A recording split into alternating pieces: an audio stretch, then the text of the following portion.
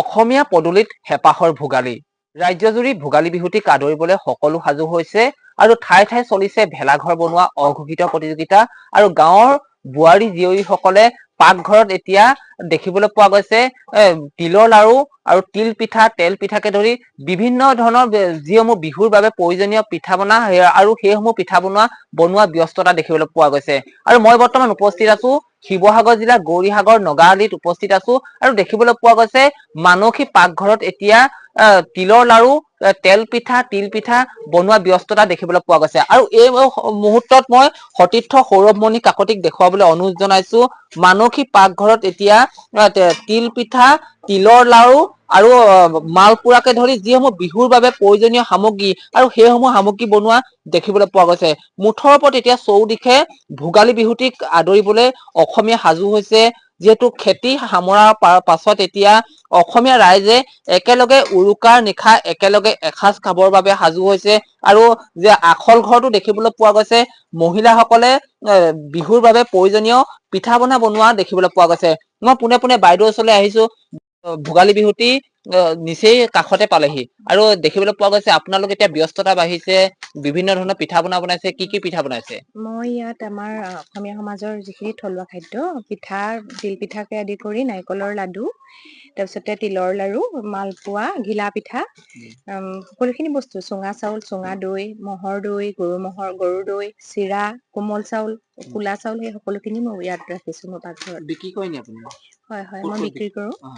মই আজি 4 বছৰ ধৰি মই থলুৱা খাদ্যখিনিৰ লগত জড়িত হৈ আছো মোৰ পৰা মই গোটেই বছৰটোৱে আচলতে মই দি থাকো এইখিনি বস্তু এতিয়া বিহুৰ কাৰণে বিশেষভাৱে মই আয়োজন কৰিবলগীয়া হৈছে আৰু গৌৰীসাগৰতে মই দুখনকৈ বিপণী ৰাখিম এবাৰ আগত মই এখন ৰাখো এবাৰ দুখন ৰাখিম বুলি ভাবিছো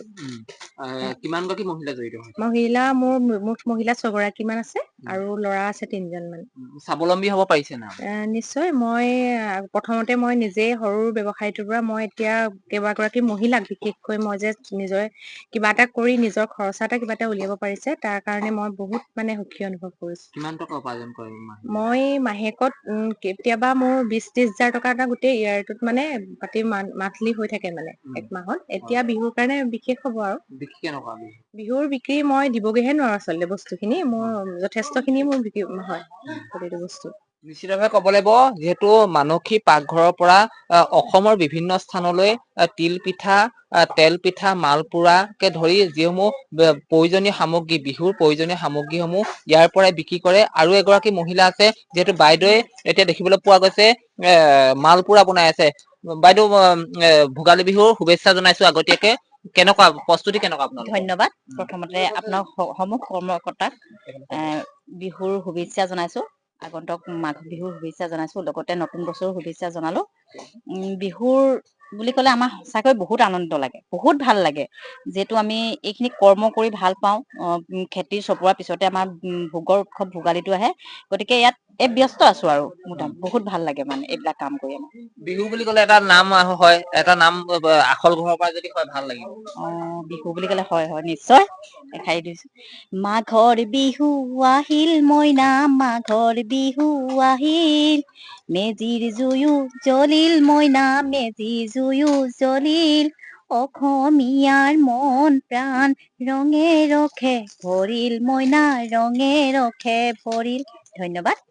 জনাইছো আৰু এনেধৰণে দেখিবলৈ পোৱা গৈছে প্ৰতিগৰাকী মহিলা মানসী পাকঘৰৰ প্ৰতিগৰাকী মহিলা এতিয়া দিনে নিশাই তিল পিঠা তেল পিঠা আৰু বিহুৰ বাবে যিসমূহ প্ৰয়োজনীয় সামগ্ৰী আৰু সেই সামগ্ৰীসমূহ বনোৱা দেখিবলৈ পোৱা গৈছে মুঠৰ ওপৰত এতিয়া চৌদিশে কি উজনি কি নামনি সকলোতে এতিয়া দেখিবলৈ পোৱা গৈছে ভোগৰ উৎসৱ ভোগালী বিহুটিক আদৰিবলৈ সকলো সাজু হৈছে আৰু মানসী পাকঘৰৰ যিসকল মহিলা আৰু এই মহিলাসকলে এতিয়া দেখিবলৈ পোৱা গৈছে বিহুৰ বাবে প্ৰয়োজনীয় পিঠা বনোৱা ব্যস্ততা দেখিবলৈ পোৱা গ'ল